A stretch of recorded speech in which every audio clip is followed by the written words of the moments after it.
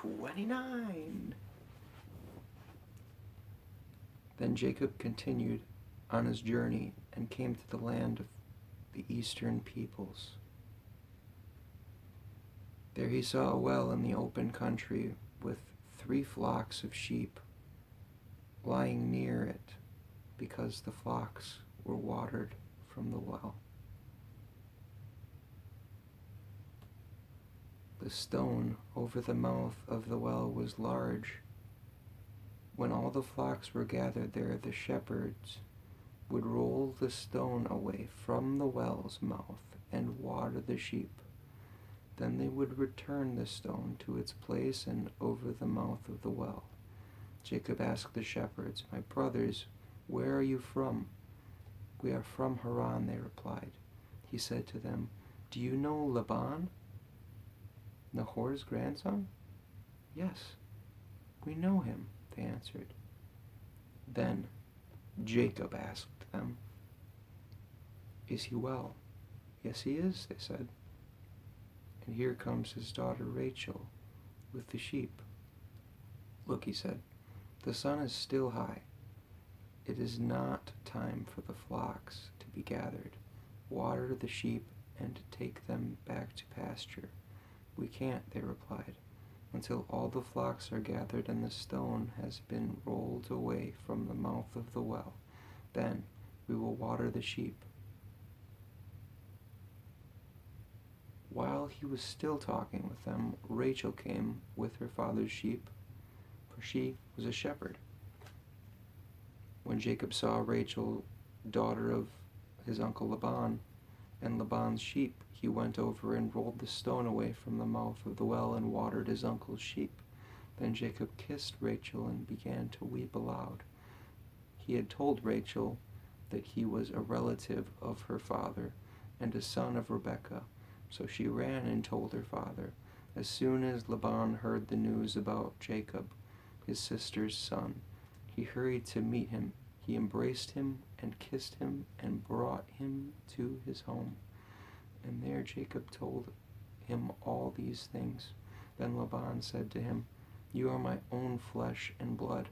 After Jacob had stayed with him for a whole month, Laban said to him, "Just because you are a relative of mine, should you work for me for nothing? Tell me what your wages should be." Now Laban had 2 daughters. The name of the older was Leah, and the name of the younger was Rachel. Leah had weak eyes, but Rachel had a lovely figure and was beautiful. Jacob was in love with Rachel and said, "I'll work for you for 7 years in return for your younger daughter Rachel." Laban said, "It's better that I give her to you than to give her to some other man. Stay here with me." So Jacob served 7 years to get Rachel, but they seemed like only a few days to him because of his love for her. Then Jacob said to Laban, "Give me my wife. My time is completed, and I want to make love to her." So Laban brought together all the people of the place and gave a feast. But when evening came, he took his daughter Leah and brought her to Jacob, and Jacob made love to her.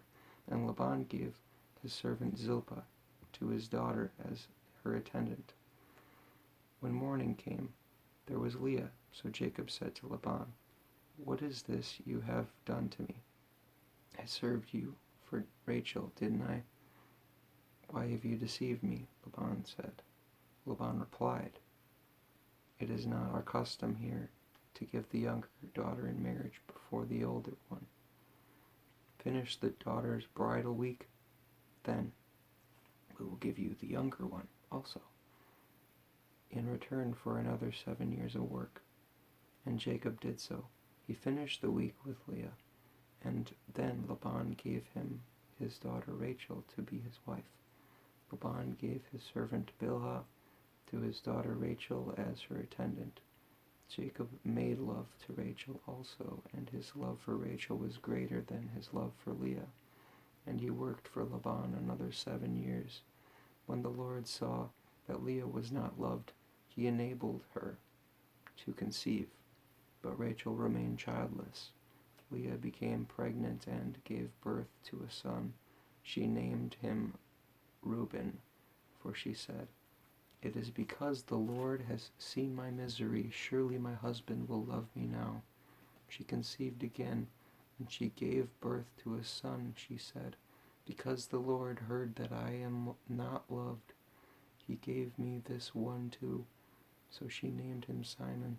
Again she conceived, and when she gave birth to a son, she said, "Now at last my husband will become attached to me, because I have borne him 3 sons." So he said, so he was named Levi. She conceived again, and when she gave birth to a son, she said, "This time I will praise the Lord." So she named him Judah. Then she stopped having children.